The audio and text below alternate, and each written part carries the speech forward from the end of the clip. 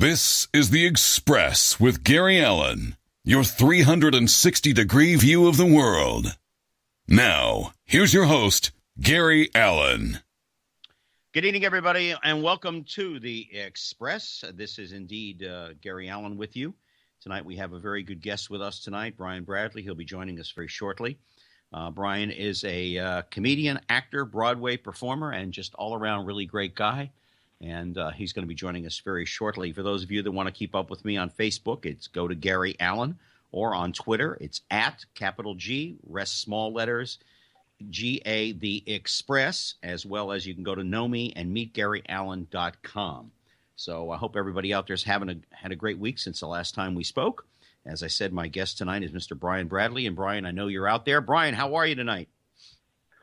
I'm great, Gary. How are you? I can't complain, and before I go very far, if anybody has any questions tonight for Brian or myself, please feel free to get in the chat room and let EW know. EW will convey that message on to all of us, and I thank all of you out there for taking a few minutes out of your day to join us as I do Brian, my guest for tonight, and we're certainly happy. And Randy, I just want to say a special hello to you out there. You've been a listener of mine for a number of years, and I really appreciate that along with everyone else. Brian, it's we're almost a few days away from Halloween. Have you decided what costume you're going to wear this year? No, homie, don't play Halloween. I spend my life in costumes and stuff. You know, you do that for a living. It seems I did it a couple times. You know what? I did it a couple times when I lived in California, and by the second hour, you know, you'd like, get this crap off of me. This wig is touching my face. You know, these weird, I hate gooey makeup. Nah, I'm sort of a Halloween Scrooge. Now I like sitting home. I actually get kids, you know. Yeah. It's kind of fun. Yeah, I having lived in L.A. and been an actor out there as well, and with the Groundlings, and of course since then on stage doing my Jay Leno thing as well as being a stand-up from time to time. If I don't have to put makeup on, I don't even wear cologne anymore. I don't want anything on my face. I know that does wear cologne. You know that I was thinking about this the other day. I was in a department store, and I was looking for a birthday gift for a friend of mine. Which, by the way, mine just passed. It wasn't a present for myself. But I was looking for a birthday gift for a friend of mine, a late gift. And I passed by all the cologne counters, and the men's counters used to be 2 and 3 counters, you know, in a store. Now there seems to be down to just one. I don't know. I guess women still wear cologne of some sort. I mean, it's good for them. But I don't know any guys that really wear it anymore. And you know, so maybe it's a disappearing art. Brian, you were born in. So. Yeah, I used to have 1,001 colognes, and frankly, really? after a while, I've got a few I think left in my cabinet here in my bathroom, but I haven't put on cologne in years. It's just, again, if you have the makeup on or you have a costume on, and when I always was on stage, I always had makeup on, you know, and no, thank you. Brian, you were born in Philadelphia, which is kind of interesting. I was born in the Wilkes-Barre-Scranton area, and I was reading an article just a couple of months ago. Do you know that there are more show business people and people in the broadcast industry that come from Pennsylvania as a whole? Really? I would have guessed. I always hear Brooklyn and New Jersey. Yeah, because that's where they end up going. Yeah.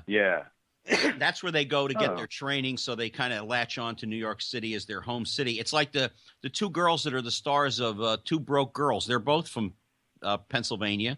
My good friend Bob Saget from Pennsylvania. He's from Philadelphia, where you are. Right. You know, and although I grew up in Fort Lauderdale, so it was a whole different ball of wax, and I'm not far from that now because we both live here in Orlando, Florida. Brian, why comedy? And have you ever got a hold of the person that introduced you to comedy and just beat the crap out of him for it?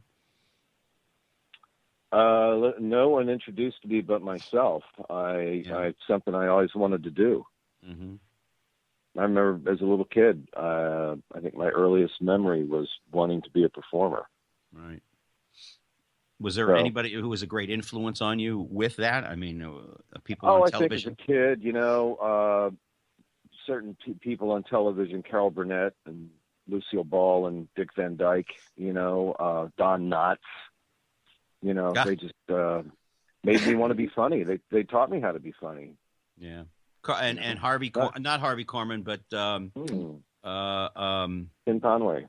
Tim Conway, yeah, who made Harvey. Yeah, I mean, I grew up with an uncle in the business, so I was surrounded by comedians all my life. Will Schreiner, who was on with us last week, who I know you know. Will also grew up in the business in a sense with his dad being a humorist and everything. Right. For me, having Tubby Boots as an uncle, my God, I got to meet every comic there ever was. And that wasn't my first choice, but, I've always wondered about comics because I have this theory, and I asked Will about it, that the great comics are born. Others can learn to be technicians at it. How do you feel about that? I think I agree with you. I've seen comics, I'm sure you have, who start out and they're just dreadful. Yeah, I'm one of them. Think, I'm one of them. Boy. I'm one of them. You go, man, you're never gonna get it. And then you see them a few years later, and you're like, wow, what happened to you? They got it.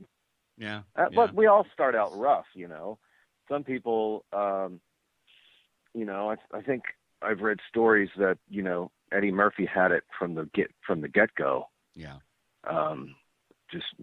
He had a natural tendency to wow audiences, Right. But it's a learned craft. But then you have to be innately funny too. Yes. And I've seen guys who learn their craft and they write their material, but they're not innately funny. If somebody in the audience throws them a great line, they just shut up. Yeah. They don't know what to do with it, and it's funny because I used to watch a gentleman who, excuse me, who you and I both knew, and he was very influential in my life getting with the Groundlings in Los Angeles, and that was Robin Williams. You could throw him any line, anytime, anywhere, on stage, off stage, and he could do a half hour on it. Yeah. And he wasn't he wasn't even a trained comic. He was a dramatic actor in New York. Mm-hmm. As great as Richard Pryor was, he most of his material was written for him, and I saw him a few times at the Comedy Store working out material for one of the stand-up movies, and people would yell things at him, just I love you, Richard, and he would just look at him and go, shh. Really? He could not. No, he couldn't roll with it. Oh, man. See, that's what the Groundlings taught me. I was able to start to be able to think on my feet quicker.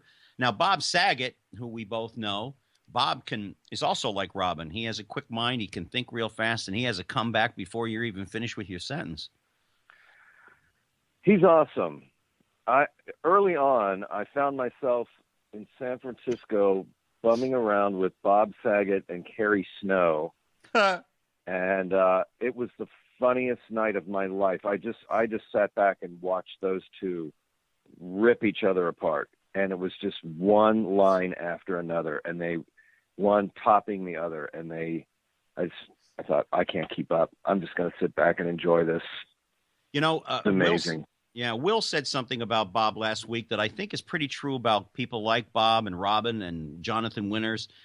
Although in Bob's case, it's kind of on the crude side, but a lot of great comics don't have a filter.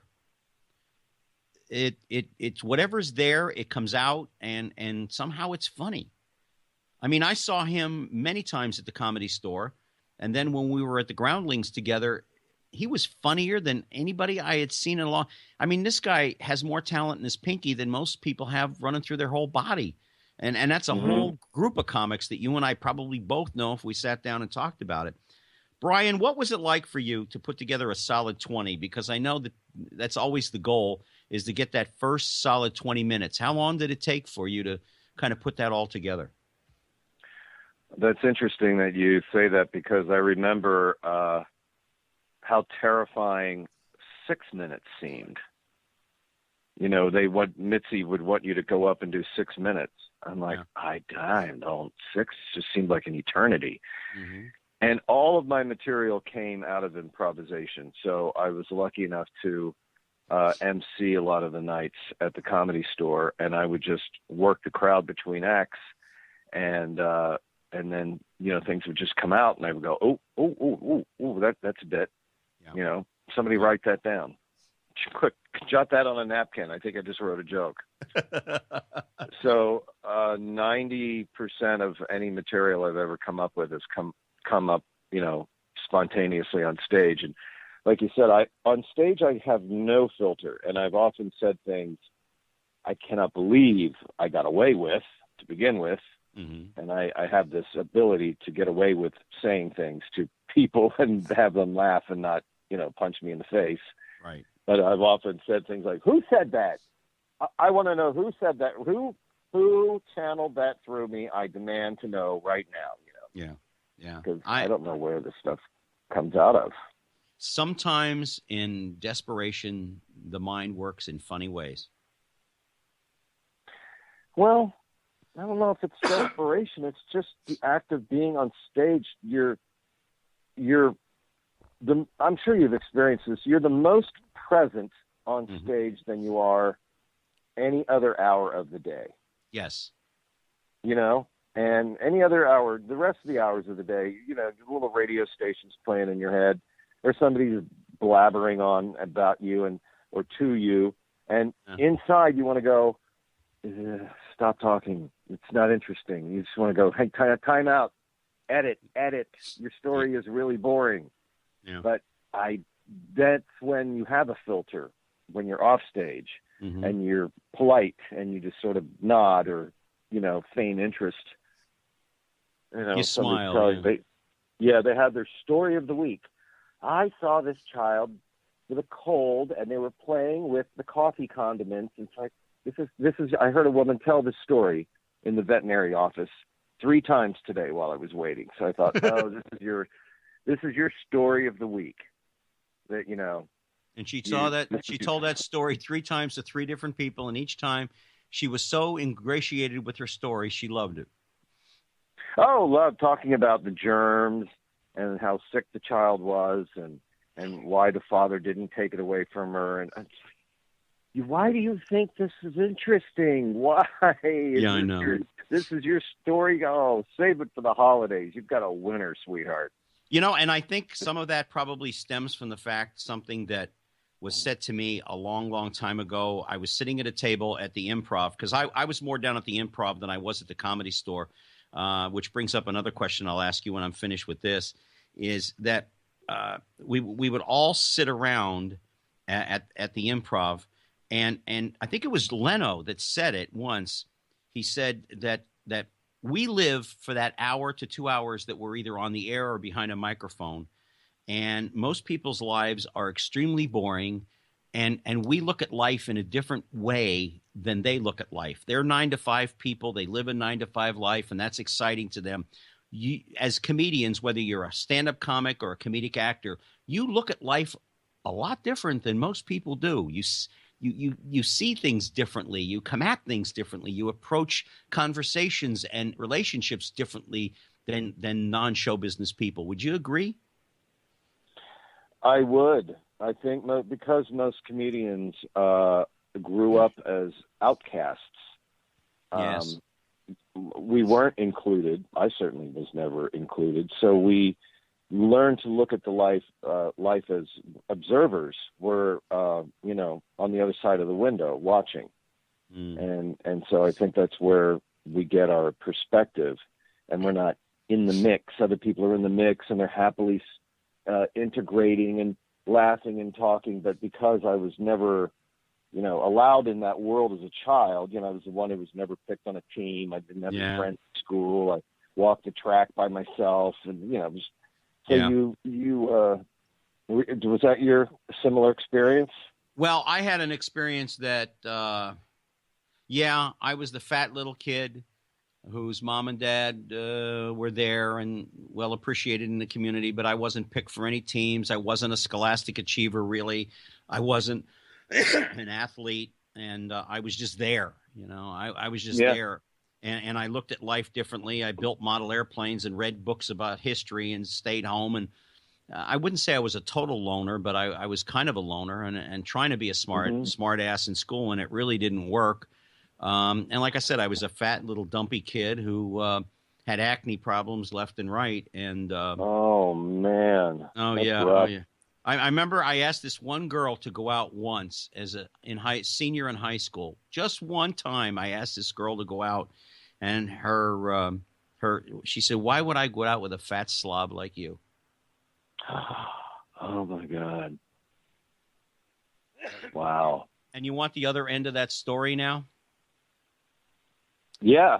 The other end of that story is some years later, when I was doing Hill Street Blues in St. Elsewhere. Because of my relationship with Stephen Boschko, having been a teacher of mine at Carnegie Mellon, I came home to visit my mom and dad. And they were living in Hollywood, Florida, and we went out to eat. And the young lady, who was the head cheerleader, by the way, talk about gall on my part, asking the head cheerleader out, she came over to the table, and she was gushing all over. I didn't recognize her. It hadn't been that long since I was out of high school, but I still didn't recognize her, and my mind wasn't even thinking. I was there enjoying my parents. I was only there for a few days, and then I had to fly back to L.A. And she gave me her number and asked me to give her a call. And? Oh, I just said, no, I'm only in town for a couple of days, and I was married at the time, and I was no longer a fat little kid with acne. You know, I'd lost a lot of weight when I was in the military, and, you know, in Hollywood, you don't do TV and movies back in those days if you were really that chubby. So I really wasn't, although I have to fight it constantly. But nevertheless, yeah, I never saw her again. And I've never been to a high school reunion, so I don't care. But yeah, that was the other flip side of that story, that she came at me. She was a waitress or hostess at the restaurant where we went. It was a Chinese restaurant where you find most Jews anyway. We're always at a Chinese place. By the way, Miss Vicky told me to tell you hello, Miss Rossman. Uh-huh. Oh, I talk to her frequently. I think she's a friend of mine had a. Go ahead. No, go ahead, sir. A friend of mine had a great line pertaining to that. He said, I went up and asked a girl to dance, and she said, "Why would I dance with you?" And he said, "Hey, don't be so picky. I wasn't." I like that. Uh-huh. I like that. It's like my good friend Mark Viola. The other day I called him up and I said, he said, "Oh, by the way, happy birthday, Gary." And I said, "Thank you." I said, "By the way, do I look my age?" He said, "Nah, you haven't looked that young in years." So that's funny. Listen, this is the question I wanted to ask you. This just came to mind while I was talking. Some people have asked me over the years, since I only performed a couple of times at the Comedy Store, and I was there in the late 70s, early 80s, but most of the time I spent at the Improv. One guy asked me this question once, and I've never really been able to answer it, and I didn't ask Will last week. Was there a difference in the comics that performed at the Comedy Store compared to the ones that went down the street to the Improv? Was there a different type of comic? Because I know Robin went to both places, so did Jay, etc. But there did seem to be some comics that were at the Improv, and there did seem to be some comics that were at the Comedy Store. Did you notice any difference, or am I just thinking out loud too much? I don't think there was much of a difference. As a matter of fact, I was surprised when I went to the Improv a few times to see how many of the Comedy Store guys hung out at both clubs. Mm-hmm. I was always under this impression that you picked one camp or the other. And then, of course, there were rumors that Mitzi wouldn't give you time spots if she found out you were performing at the Improv, and vice versa. And there was, Right. That little territorial war. Right. You know what? This goes back to me and my I don't fit in from a child thing. I always thought I wouldn't be accepted there. Mm. Ironically, because it's called the Improv, because I did improv, I wouldn't do material on stage, and I always perceived the Improv as a club that featured scripted monologists like Jerry Seinfeld and Bill Maher, etc. Yeah. I always thought they wouldn't embrace me. No, just the opposite. I know, it's all in my head. I mean, I when I first came to town out there, I went to see Mitzi because Tubby knew her really well. And Sammy, I have a picture on my wall behind me here with Charlie Callis. when I was performing in Las Vegas. I have a beautiful picture of me and Sammy and Charlie. But no, Bud Friedman would be great. Mark Leno, who was the partner with Bud at the time, he might be a little bit of a crotchety person to deal with. But no, man, we had a lot of great comics. Now, Letterman, I don't think he ever performed at the Improv. I remember asking him once, and I don't think he ever performed at the Improv. I think he was strictly the Comedy Store and other places around town, which back then there were a lot of them. I don't know what there is now. But and, of course, I was up the street at the Groundlings. So, you know, I started out as an MC at the Improv. And you're right. You get to learn a great deal about yourself, and you're able to add on to your routine by being an MC. It's a great experience. When did you realize you were going to be able to at least make a living at being a comic? Oh, that's a good question. Gosh, well, it's such a long time ago. I don't even remember how I pursued it, but I got, my first opening gig at Just for Laughs in Portland, Oregon. And there was some sort of affirmation about getting laughs out of town. I mean, getting laughs in your home club in LA just felt like, that's where I perform. And right. Even though it was Portland and not LA, it seemed like the big time, an actual comedy club with 3 featured comics. Yeah. And that sort of got the ball rolling. And, people start, as you're hanging around in condos, have you ever worked this club? Well, I'll call that guy. I'll drop your name for you, and et cetera, et cetera. And, right. It propelled rather quickly. Yeah. There were some great comics that were coming up at the time. They were far ahead of me when I initially started going. But I had a tough road. When Tubby Boots is your uncle, it's kind of tough to even compete with him because he was one of the best that Miami Beach ever had. Now you started doing some acting out in Los Angeles.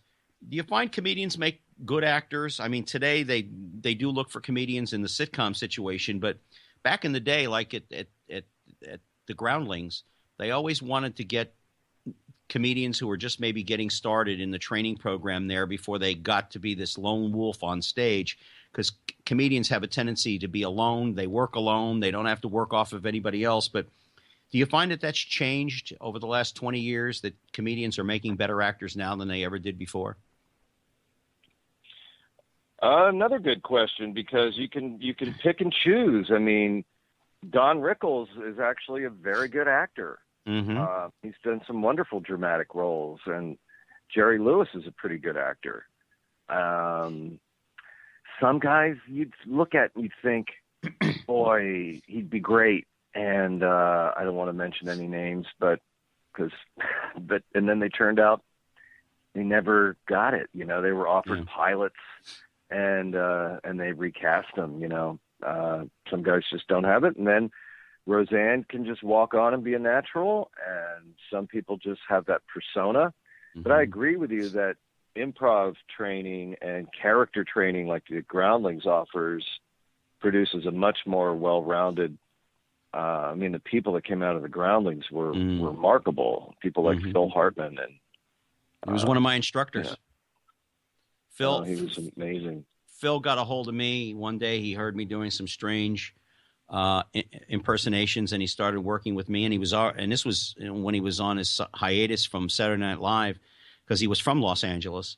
And he worked with me for a while, teaching me how to do the impersonations, how to get going with them, what to look for, how to deal with because mine were basically real basic stuff. But yeah, the Groundlings, we had a lot of fun. There was a lot of great talent around there. In my class was Costner and Bob Saget and Barbie Benton and Nick Turturro. Wow. Yeah. I mean, and you can see where I ended up. Speaking of great non-actors. Well, you can start that list, too, of people that you worked with and people that had a TV series and then you never hear from them again. Or people who, it's amazing. It's amazing what paths it will take you on. This one guy, Dan McVicker, was just a big, gangly, goofball, Great Dane puppy. And not much of an improviser, and never did stand up. but he just loved performing and being out there. But as he matured, he became very, very good looking. And he wound up on The Bold and the Beautiful, playing this villainous character. And then he played Rock Hudson in a movie of the week. And The Bold and the Beautiful was the most popular TV series in Italy. It was like a nighttime drama in Italy. And he was huge in Italy. And he wound up moving there and remains there to this day. And I'm not quite exactly, even though we're Facebook friends, he's remained, made his living as an actor in Italy. That's a beautiful country, that's for sure. I mean, yeah, and it's funny because I have a number of friends of mine who are on the sister show of The Bold and the Beautiful, and that's The Young and the Restless. And I will often talk to them via Facebook or whether I'm actually on the phone with them, and they'll say, "You'd be surprised of the actors that come and go and come and go, and some of them come here, they make some money." And then they realize L.A. is not for them. Show business really isn't for them. And they take their money and they go home. Nothing really happens to them. They just take up their bundle of cash and they go home. Show business. It's another thing I want to touch with you. You and I saw it. You and I lived in L.A. at different times. But I know that when I got there, it was extremely tough. It's never been easy. Even with connections, it's never easy because the minute you walk through the door with a connection, you better be able to produce then, not an hour from now, but then. And I often remember Tony Gary, who was on the General Hospital. He came to the Improv a few times, and I remember him saying, the mistake that young people make when they come to L.A. is they think that they get their stuff together in L.A. You got to come to L.A. with at least something of an idea of what you want and some success at it, even if it's back home. He said the major mistake they make is by coming here and they don't have their act together. He said, I don't care if it's a comic or an actor or whatever. You better have your act together because you know this, Brian, L.A. will eat you alive in no time at all. I think that's a very good point. And I was one of the people who showed up with nothing and no direction. Yeah. But what I did was just take as many classes and workshops as I could possibly find. Right. And I regret not doing the Groundlings. I was already pretty well-trained improviser, and I was in the Comedy Store Players with a lot of Second City people, and Robin Williams was playing with us. Yeah. And I stopped by the Groundlings, and they insisted I begin at level 1. And it's like, oh, you know what? I did level 1 a really long time ago. I've explored my space, and but I know you got to start right at level 1. I went, it sounds like a money racket. Can't you just put me in a semi-advanced class? I mean, I've already achieved this, and I know this. But they went, nope. Start at ground 1, I should have done it anyway, but I took my little bloated ego and I went back to the Comedy Store. Well, I'll tell you what. Nowadays, to even be with the Groundlings, you've already got to be an actor of some note to even get in to take the classes. Yeah, I mean, it took me forever to try to get in there. With one phone call from Robin Williams, and suddenly I was in the Groundlings school where I could move and perform and learn. That's what it took. And I'm talking late 70s when he came over to me one day when I'm having lunch, and Bud Friedman's sitting next to me, and he says, "What's up, Garen?" And I said, I'm kind of disappointed. And Bud says, "Oh, the Groundlings turned him down again." He said, "Oh, really?" He said, "Bud, can I only use your phone?" He came back 20 minutes later. He said, "Here, call this guy in the morning. You're going to start class next week." Wow. Yeah. What a break. Well, yeah. I mean, that's the kind of guy Robin Williams was. I mean, as you well know, you also worked with a friend of mine. Well, not a friend of mine. I've lost touch with her over the last 25 years. But a young lady who I used to work with somewhat on Hill Street Blues, and that was Betty Thomas. Oh, yeah. She's a great lady, isn't she? Great. Yes. And a great director. I wondered what she was doing lately. When I was in New York, I was doing Grease in New York, and I got an audition for to play the role of David Letterman in that HBO movie about the late night wars. Yes, and I can see why too. Yes. And when I put on wireframe glasses and a double-breasted jacket and a New York Yankees cap, I mean, the resemblance to me was even striking. Right. And it's so funny. Betty wouldn't acknowledge that she remembered me. Maybe she just wanted to keep it professional. Mm-hmm. But I got 4 callbacks, but the other guy got it. That's kind of the story of my life. Well, and here I sit. I look like Leno, except minus the chin. And, and I've known Jay for like 35 years. And by the way, that movie was so off base from the reality, the truth. I was discussing this off the air last week with Will, because we both know both David and Jay.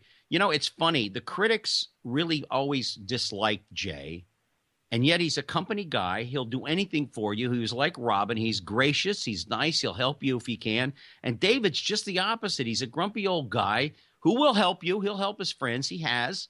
But he's kind of aloof. He's like Carson. Carson was a very aloof person, not a snob, just quiet, and he keeps to himself. And people loved him in the business, whereas they disliked Jay. But the audience loved Jay because his ratings were always top notch, the best for late night. I never understood the critics' criticism of him. I really didn't. Let's talk about the Comedy Store Players, because you were there with Robin, Andy Garcia, Sam Kinison, Betty Thomas, and others. How did you get in there? And what did you learn by watching everybody else move? Oh, man, I learned so much, because every Monday was group comedy night, and I was in a group with Andy and some other people, and we would go on earlier in the evening, and then the players would come on, and the room was packed by then, and Taylor Negron and Lucy Webb and John Bates and all these great people, and just I learned so much by watching. And over the course of a couple of years, they liked my work, and they asked me to be part of the group. That's great.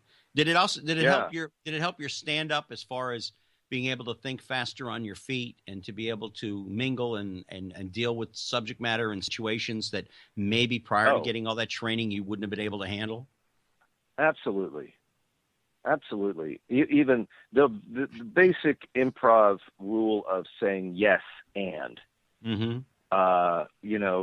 that can take you down so many roads. And if somebody in the audience, they're not heckling, but they might yell something out, if you just shut it down, it's done. But if you say, yes, actually, I am a doctor, yes, or whatever, and then you've opened up a whole new thing. And I also find that when I play with the audience, I often assign people roles, and I give them characters, and they'll yes and it too.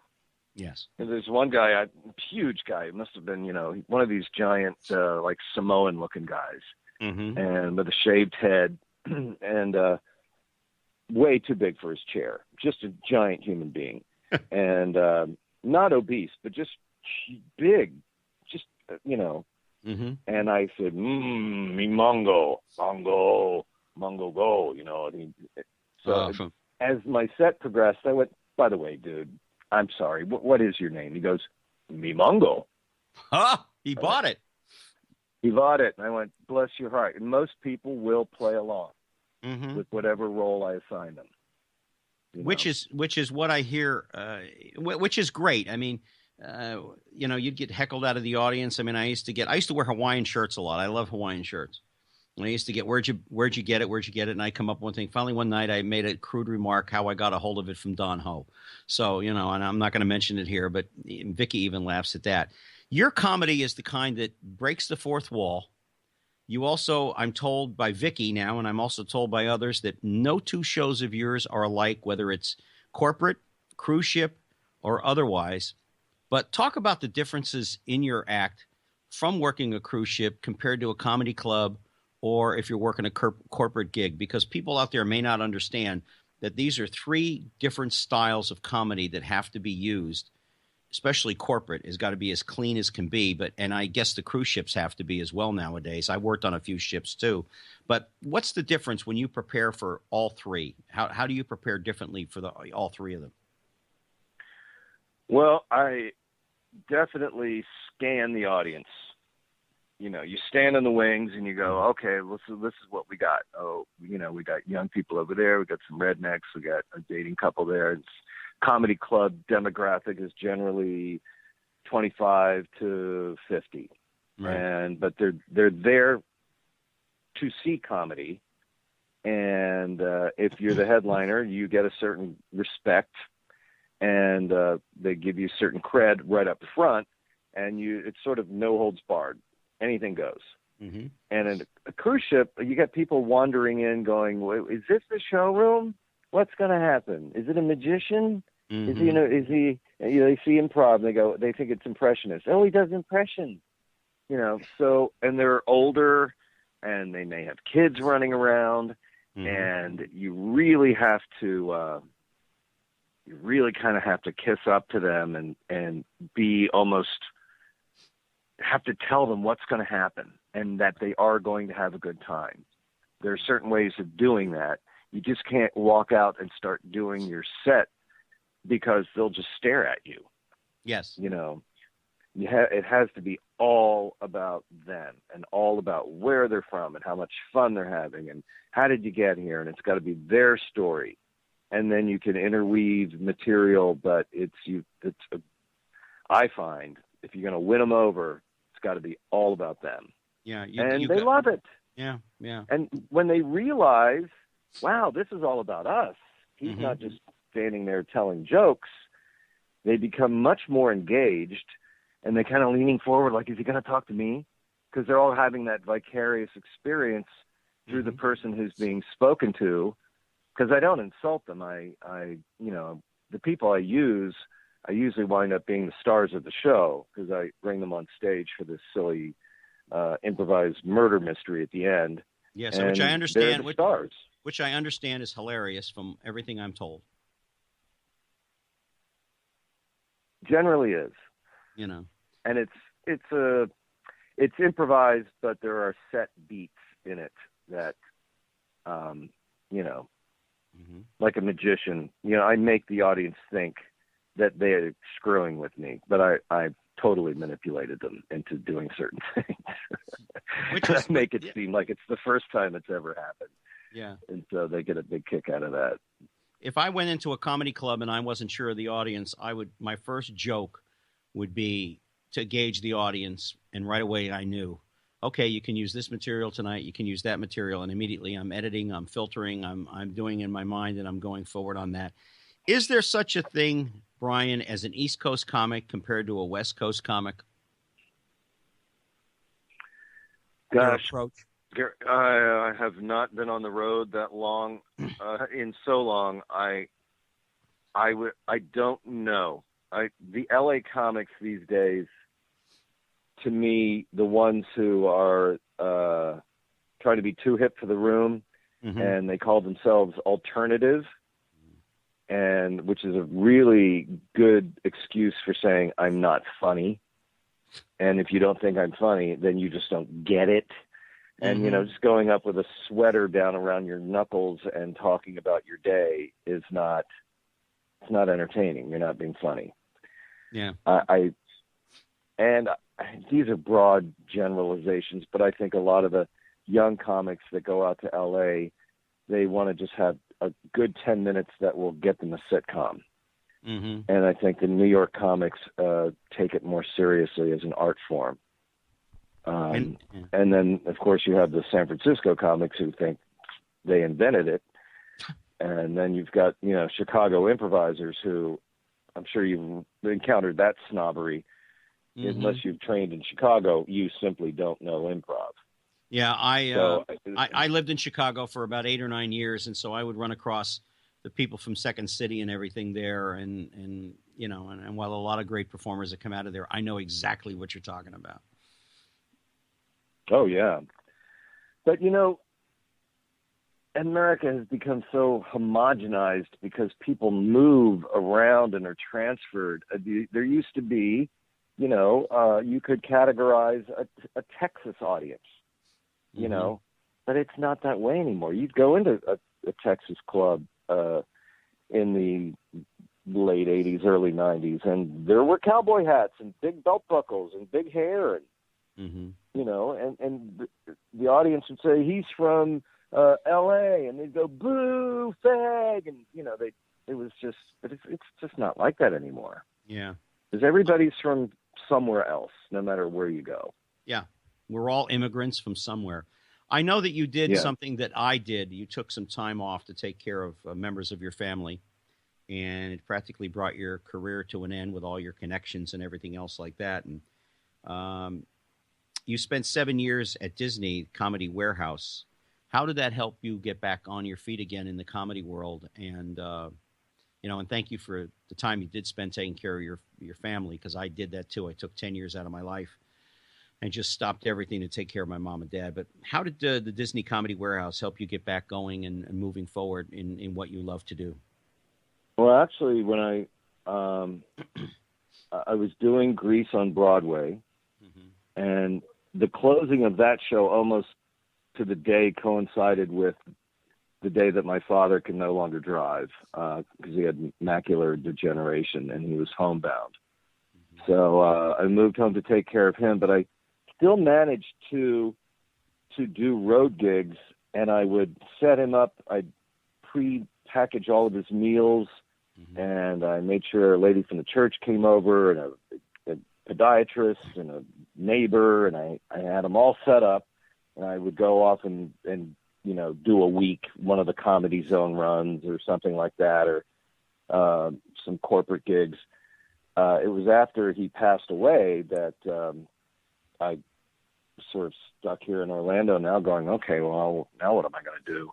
Right. And this friend of mine suggested I audition at Disney. And actually, it was the least Disney gig on property.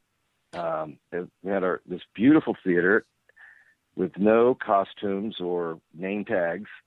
They took us out shopping to buy our own clothes. And it was just pure improv. And they actually pushed us to be as edgy as we could without saying words that you can't say at Disney, which was a relief because you don't have to take disgusting suggestions from the audience. And if they yelled out something that was inappropriate, you'd go, hey, it's Disney. Think up here, pal. Oh, boy, it's time for Wall. Yeah, and then they'd smarten up. Yeah. And I learned a lot. That was a great experience and a relief because I was off the road. I got to come home every night. Yes.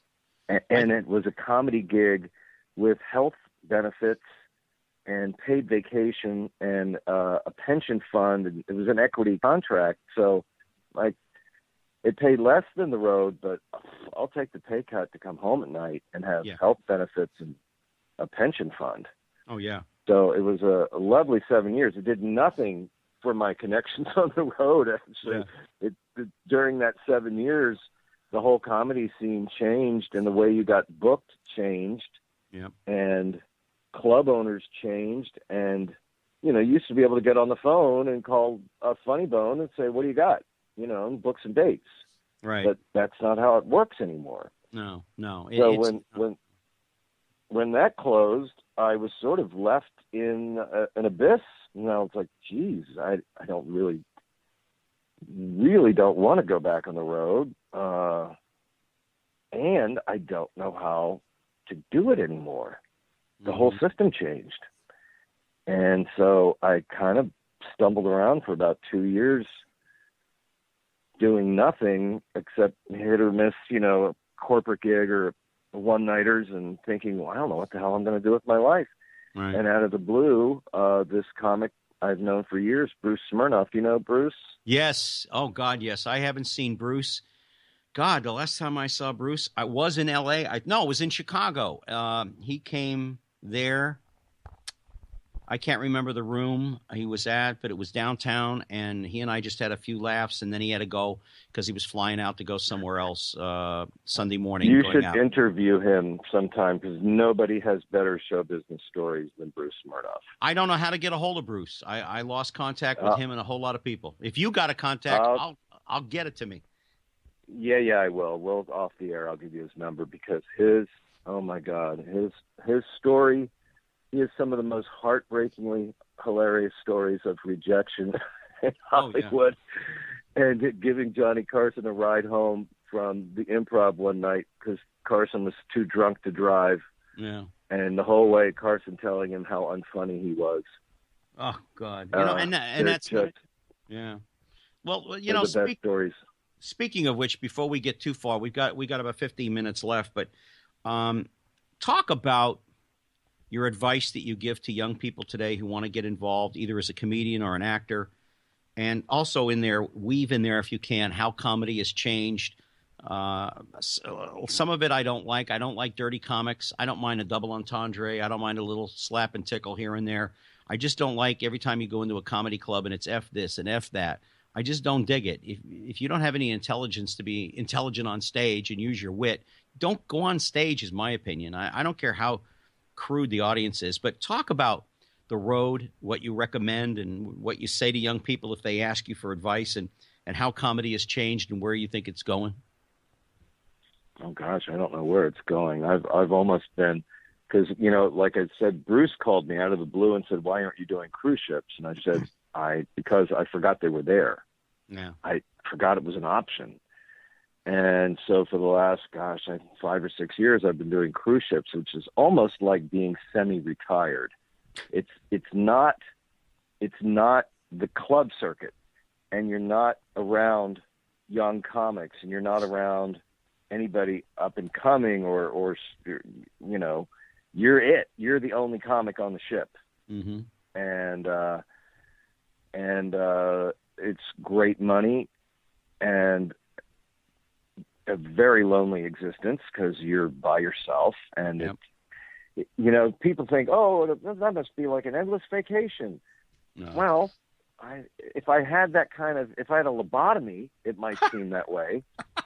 But it can also seem like, prison at sea. Yes. And, Groundhog's Day. Every day it's the same hallway, the same food, the same, yes. Every load of passengers looks the same. And I work 90 minutes a week, and what? I have a week to fill, but I should complain, right? It's still a great gig. So hey, when I worked ships, it was not much better. It was this, and then everybody would come up to you if they know you were the comic. Hey, I got a joke for you. And the whole time I'm there, because I also worked on the cruise staff. Hey, I got a joke for you. Try this joke. Use this joke. And then when you didn't use it in your show, they come over and say, "Why didn't you use my joke? It's a funny joke." All the guys back at the club think it's funny. It's amazing. I usually stop them and go, "Wait, is it racist? And is it long?" No, it's not that long. Is it a 3-part joke? Well, yeah, it's a 3-part joke. Does it involve maybe a black person or a Jewish? Yeah, well, but it's not racist. I go, I don't want to hear it. I don't want to hear it. They're not funny. Yeah. I said, give me a line. I don't care if it's stupid as a horse walks into the bar and the bartender says, "Why the long face?" That's all I need. That's short, still a funny line. Funny. No, yeah, it's a great joke. But I don't want to hear, a black guy and a Jew and a gay guy or a rowboat. And she says, no, already it's not funny. No. It's contrived and awful and racist. So I make them stop. I won't listen to them. Right. But I do a joke. Of young comics. Yeah. Go ahead. I don't hear no. There was a joke that I use every once in a while, and young people today don't get it. I say, 2 Irishmen walk out of a bar. They don't get it. It's hilarious. Yeah. Yeah.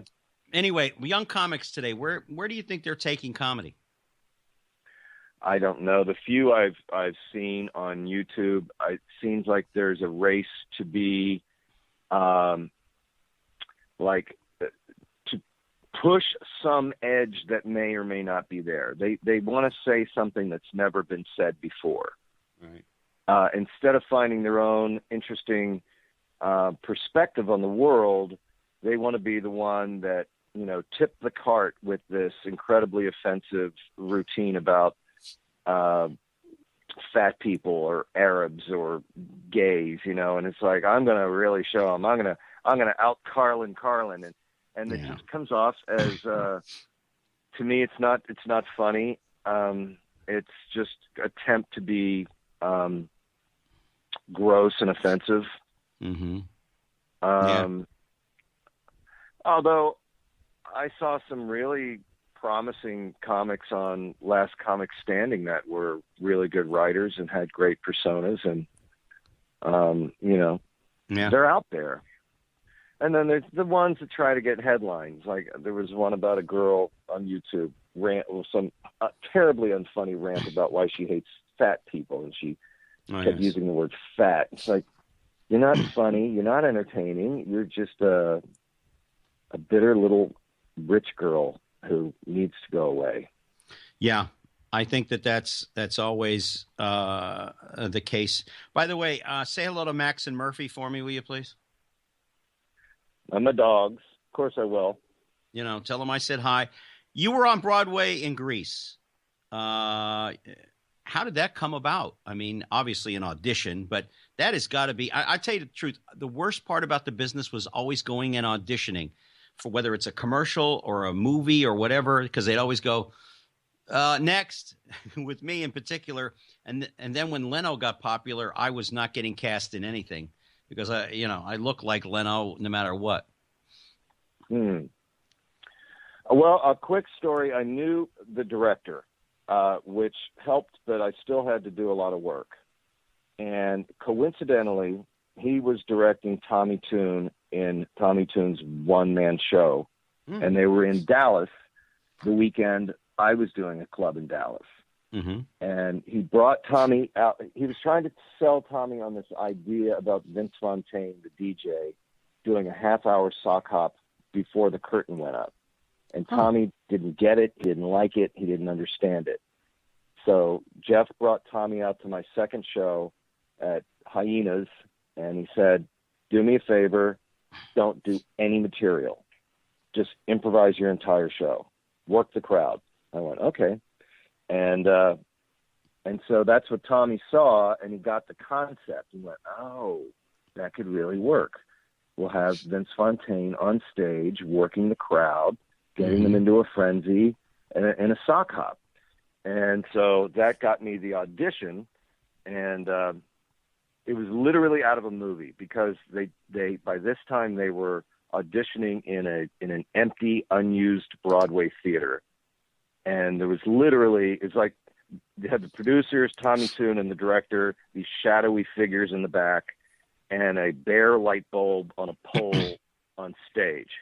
And I just walked up with my luggage from, what's not Grand Central, but anyway, the big bus station. Yeah. I know what you're talking in about. Times Square. Right. Yeah. And my luggage is in the hallway, and I just walked up, and I had just strung together all of the lines that Vince Fontaine had in the script, and they went, okay, thank you. And I got back on an airplane and flew to Nebraska to do a week in Omaha. And I thought, well, that's that. And at the end of the week, my friend Jeff called and he said, Brian, we saw so many people, and he was really playing this game. He goes, but you're going to Broadway. That had to be good. That had to be cool because we do so many auditions. I know in L.A. I used to do so many auditions and everything. And then again, like I said, when Leno got to be popular, I was getting no more casting, even in Vegas where I lived for 10 years, because they'd all say, Gary, we love your enthusiasm. We know you can act, but I can't have Jay Leno in a commercial for one of my clients. So that kind of ended that for me nicely. God. It's a curse, Brian. It's just a cursing guy, I mean, you'd think Jay would give me a car over it, but he never did. With the couple of minutes we got left here, we got about 4 or 5 to go. What have you learned about yourself over the years in the business? that you could pass on to others, a good lesson you've either learned or something you've learned about yourself that you sit back and you say, damn, yeah, that's pretty darn good there, Brian? No, that's a good question. Well, that's why they pay me the big bucks. Yeah.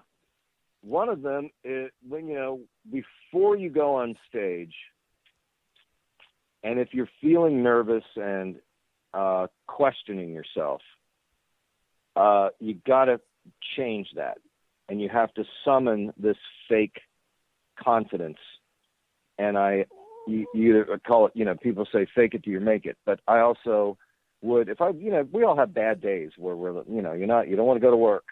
And right. Maybe you got a cold or you're not feeling so confident. And I would summon the muse, and the muse is I would model my energy and my enthusiasm based on entertained comics that have always influenced me. And I would think about, Robin Williams and his command of the stage, mm-hmm. and Carl LeBove and his amazing energy and his command of the stage.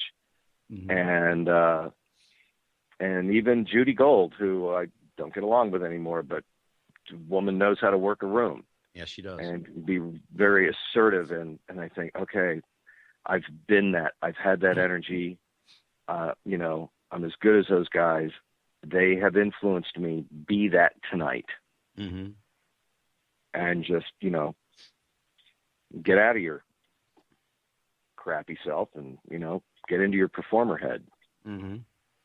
And then you can get off stage and go back to your room and have your flu or whatever. I literally had 100-degree fever and the flu, crawling to the showroom, and got up on stage, and it all went away, and I did my show, and I crawled back to my room. Yeah, I was on stage with the flu a couple of times in my life, and I was sweating like I was in a shower, but the show has to go on. Did you ever mm-hmm. perform in Vegas when the boys used to run the room? Who are the boys? The guys, yeah, you know what I mean? Vinny and, where you. No, I did the Comedy Store at the Dunes, and I did the Desert Inn with Diane Ford's show. Mm-hmm. And then the Aladdin with Grease. That's about it. Grease was on tour, and we did Las Vegas.